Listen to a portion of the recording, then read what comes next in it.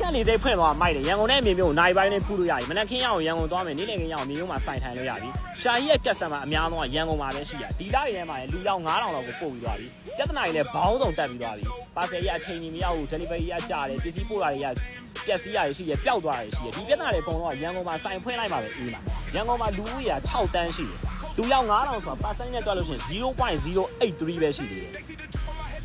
ပြောမယ်ဆိုလူရောက်1000မှာဗမာလိုတွက်လို့ရှိရင်တယောက်တော့မှမရဘူးregion အတွက်ပိုတောင်ဆိုးသွားအောင်မှာ Sun Week ဆိုရှင်39 million နေရှိတယ်အဲ့ဒီကနေတော့ 1% ပဲရလိုက်တော့မှာရန်ကုန်မှာစိုင်ဖွင့်အလူလုံးနေလို့ဖြစ်သွားမှာရှာကြီးရဲ့ style တိုင်းပဲလာမယ်ကဖေးဘားတွေထားထားမယ် coffee တွေအေးတွေလုံးဝစိတ်ကြိုက်တောက်မယ်ရေမွေးတွေက